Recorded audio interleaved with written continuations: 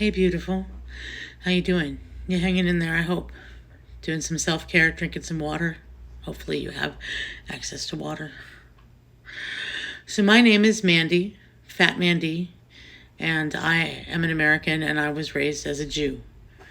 And recently, a dear friend of mine, Dottie Lux, who is another entertainer, and she is also Jewish, she asked me what we should be telling our friends who say that speaking out against Zionism is anti-Semitic.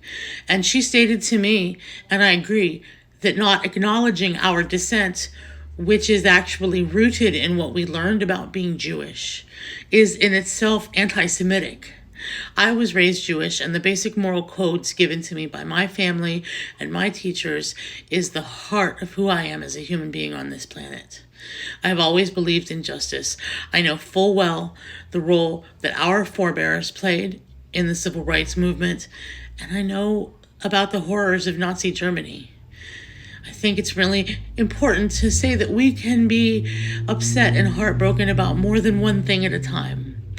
We can and we must mourn those who we lost on October 7th. And we must still acknowledge that the occupation and abuses suffered by the Palestinians before that day and since that day is also evil. I said I was raised on the stories of the Holocaust, and I know that entire branches of my family are gone forever because of those atrocities. And I learned to say never again. But for me, never again always meant never again for everyone. I would also say that anti-Semitism is definitely on the rise, but it has been for years. And sadly, the way Israel is acting, committing mass murder and ethnic cleansing in our name, it means that it's absolutely going to get much worse now.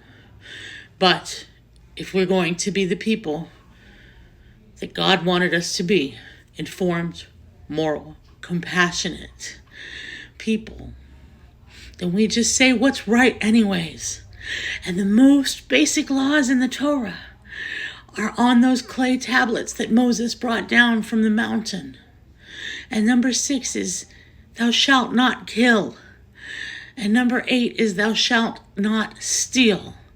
So I say criticizing Zionism isn't at all anti-Semitic, because the Zionists are using our collective trauma as their reasoning for committing war crimes, and they are actually hurting the Jews with their lies, because real Jews don't kill, and real Jews don't steal. If the forced displacement of millions of people and the murders of 10,000 people isn't murder and it isn't theft, then I don't know what killing and stealing are. Israel is committing war crimes, and we are supporting it with our taxes and our bombs. I know for a fact that the tear gas used on the people of Gaza is made right here in my state of Pennsylvania, where I live. Mass murder is wrong. And if people can't see that, if people refuse to see that, then I don't know how to tell you that we must care. But as far as anti-Semitism being on the rise, I'm sure it is. I'm sure of it. We are not safe, but we have never been safe. We weren't safe before. We're not safe now. When I was a child, people sprayed swastikas on my synagogue in Altoona, PA. When I was a teenager, Nazi skinheads beat the ever-loving shit out of me. We've never been safe. But if we're compassionate, and if we're going to be on the just side of history, at least our conscience can be clear. We can still be a force for good in this world.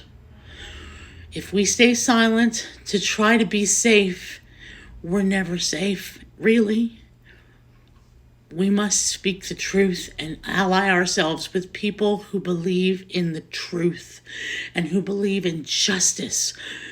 We will have more defenders and more friends if we speak out against the injustice. But our impetus should be our morals, not what's safest for us, because in the end, we all die. Maybe that's too dire. Maybe that's a little fatalistic, but I'm saying we're here now. Be who you are now. Know what is right, know what is just, and speak out against mass murder. Speak out against genocide.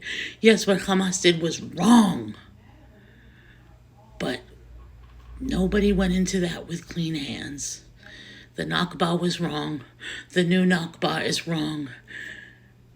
10,000, 12,000, more than half of whom are children. This isn't right. Please call your legislators. Tell them what we all truly know, that supporting Israel in this is wrong. We need a ceasefire, and we need to stop sending them military aid. We do not want, nor do we deserve, to start World War III.